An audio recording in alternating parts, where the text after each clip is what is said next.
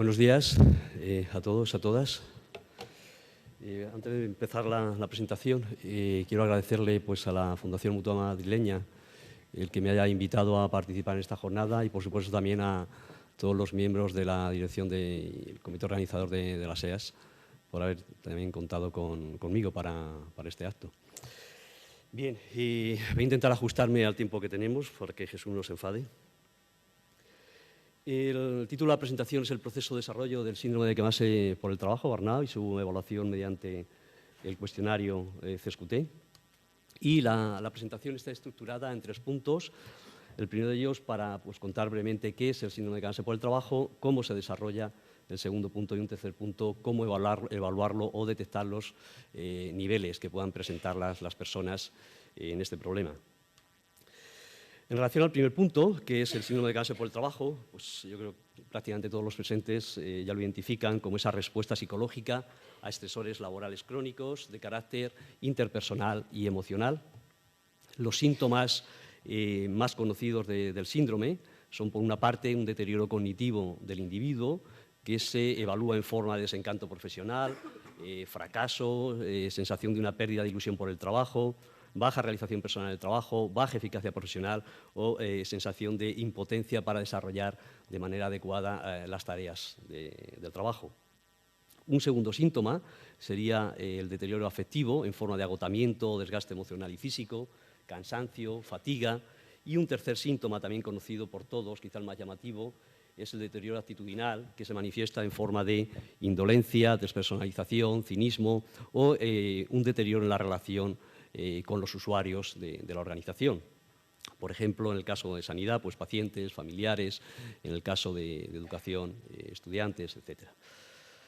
Bien, junto con estos 3 síntomas, que son los más conocidos, hay que mencionar la existencia, no siempre evaluada, de un cuarto síntoma, que son los sentimientos de culpa de algunas personas que entran en el proceso de desarrollo de esta patología.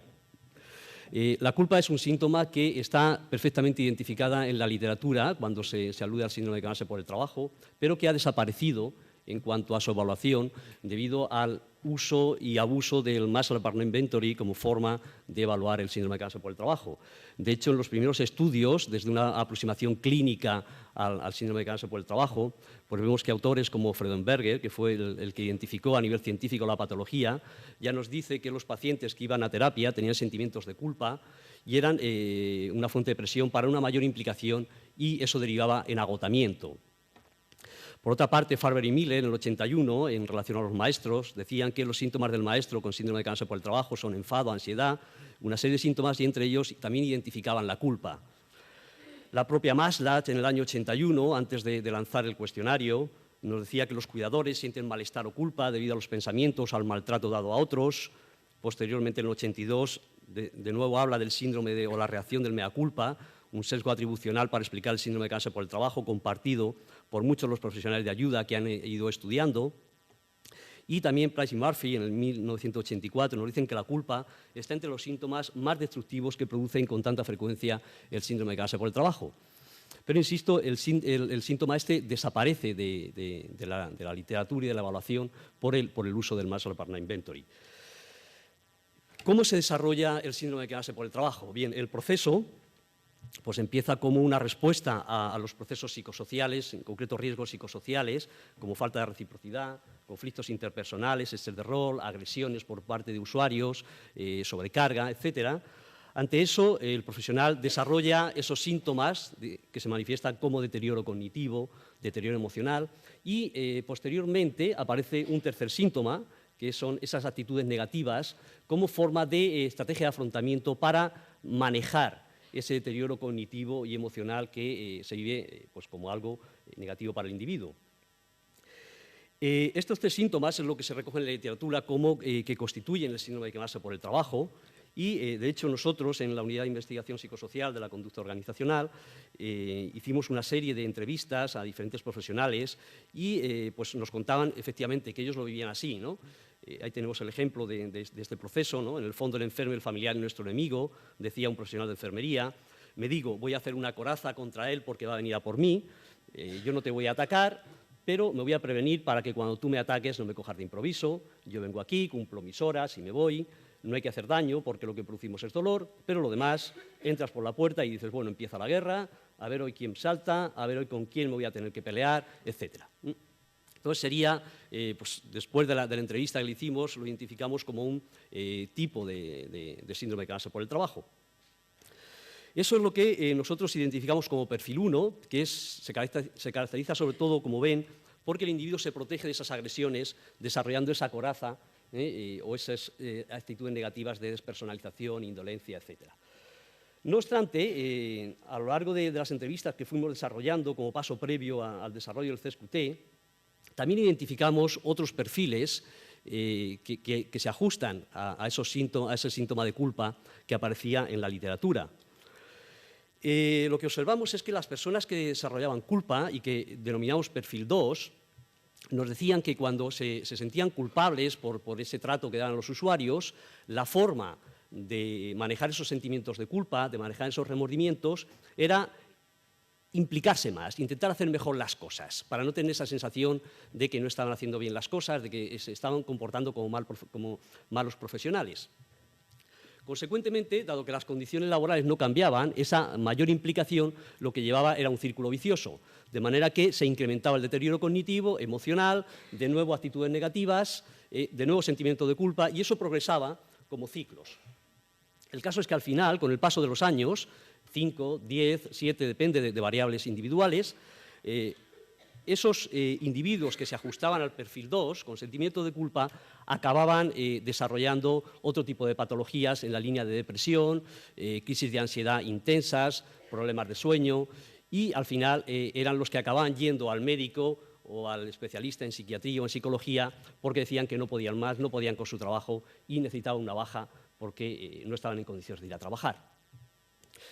Un ejemplo de eso es lo que nos decía esta enfermera, que decía, cuando estás quemado sales del trabajo y es peor, porque tienes remordimientos por dejar cosas sin hacer, te sientes mal por tu compañero, te sientes mal porque la faena no ha salido, y al día siguiente, de pensar que tienes que volver, se te hace un mundo. La culpa empieza más o menos ahí, cuando ya se te ha escapado de las manos y empiezas a cometer errores y dices, bueno, es que encima yo estoy haciendo lo peor y de ahí no sales, de ahí al abandono. Cuando te quemas acabas sintiéndote culpable porque piensas que no eres capaz de hacer el trabajo. Pasas de pensar que la culpa es de los demás a pensar que tú no vales lo suficiente para estar trabajando, que esto no es lo tuyo. Bien, esos dos perfiles aparecen claramente diferenciados en las entrevistas clínicas, clínicas entre comillas, que fuimos haciendo y, repito, también aparecen identificados en la literatura y, sin embargo, los instrumentos al uso, a pesar de que la literatura identifica perfiles, no terminan de recogerlos. Por tanto, uno de los objetivos que nos planteamos cuando evaluamos el CSQT fue intentar recoger esos perfiles que aparecían en la clínica de los profesionales. De manera que el cuestionario para la evaluación del síndrome de cansancio por el trabajo, el CSQT, está formado por 20 ítems que se distribuyen en 4 dimensiones que evalúan los 4 síntomas que acabo de comentar. Por una parte, tenemos la escala o la subescala que evalúa ilusión por el trabajo, en forma de deseo de alcanzar metas laborales percibidas como fuente de placer y realización personal. Es una dimensión que los ítems están formulados de manera positiva, de manera que bajas puntuaciones aquí indican altos niveles de SQT. Un segundo síntoma sería el desgaste psíquico, evaluado a través de 4 ítems y definido como agotamiento emocional y físico por el trato continuo con personas que presentan o causan problemas. Un tercer síntoma es lo que denominamos indolencia, que son esas actitudes negativas de insensibilidad, indiferencia, cinismo hacia el trabajo y hacia los clientes de la organización. Y, por último, el cuarto síntoma es la culpa, que definida pues, como esos comportamientos y actitudes, o sea, culpa por esos comportamientos y actitudes negativos desarrollados en el trabajo. Bien, el cuestionario pues, nos llevó como 3 o 4 años el poder desarrollarlo. Y los ítems se evalúan con una escala de 5 grados, que va de nunca a muy frecuentemente todos los días. Los resultados pues, psicométricamente han sido buenos, después de años trabajando en el cuestionario. Por ejemplo, uno de los primeros estudios donde ya se definió la estructura factorial, hecho con profesionales de enfermería, ya nos presentaba que esos 20 ítems eran adecuados psicométricamente para evaluar. Partimos de un conjunto de 75 ítems, el resto se quedaban por el camino, pues porque o bien no discriminaban o bien eran repetitivos de alguno de los que al final quedaron. Hemos evaluado también, mediante factorial confirmatorio, el modelo en otros profesionales, como personas que trabajan hacia personas con discapacidad, también con buenos resultados. También hemos obtenido resultados adecuados a nivel de consistencia interna de las escalas en diferentes estudios. Esos serían los alfa de Cronbach de las 4 dimensiones del cuestionario. También tenemos resultados adecuados de validez concurrente con dimensiones similares de otros cuestionarios, como las dimensiones del Maslow-Barnard Inventory, son esas que aparecen en los cuadritos, punto 53 entre ilusión por el trabajo y realización personal, desgaste con agotamiento, punto 83, y indolencia y despersonalización, punto 52. También hemos obtenido resultados adecuados a nivel transnacional con el cuestionario. Actualmente está validado en Brasil, en Portugal, en Argentina, en México, en Chile. Ahí hay algunos de los estudios que hemos ido publicando con esos resultados, con pediatras argentinos, con profesores brasileños, con profesionales chilenos de atención al público en la administración pública, con maestros mexicanos. El cuestionario también, las dimensiones y el cuestionario en general presenta pues también validez predictiva con síntomas como satisfacción laboral, problemas de salud, inclinación al absentismo y también, como ven ahí en la parte alta de la tabla, con algunas fuentes de estrés típicas de los contextos laborales donde se desarrolla, como la falta de disponibilidad de recursos, la falta de apoyo social, conflictos interpersonales, la falta de equidad en las relaciones con el trabajo, conflicto, ambigüedad de rol, sobrecarga. A la hora de evaluar con el CESQT, lo que hacemos a día de hoy, estamos trabajando por una parte a nivel global, con un promedio de los 15 ítems que forman las 3 escalas que tienen ahí. No se incluye la culpa en este promedio, dado que no todos los individuos presentan esos sentimientos de culpa. Y a día de hoy estamos trabajando en base a estudios que hemos hecho de validez concurrente con otros cuestionarios, tomando como punto de corte puntuaciones mayores, falta aquí, o iguales a 2, es decir, algunas veces al mes. Comparando con otros estudios, con otros cuestionarios, con resultados de entrevistas, parece ser que las personas que ya empiezan a tener esa puntuación de igual o mayor a 2 empiezan ya a sentirse realmente mal a la hora de tener que afrontar las tareas en el trabajo. A nivel de percentiles, con una muestra de 9.914 individuos de diferentes países, ahí están estos son los valores hasta el percentil 33, que es lo que entendemos que estaría en puntuaciones, niveles bajos.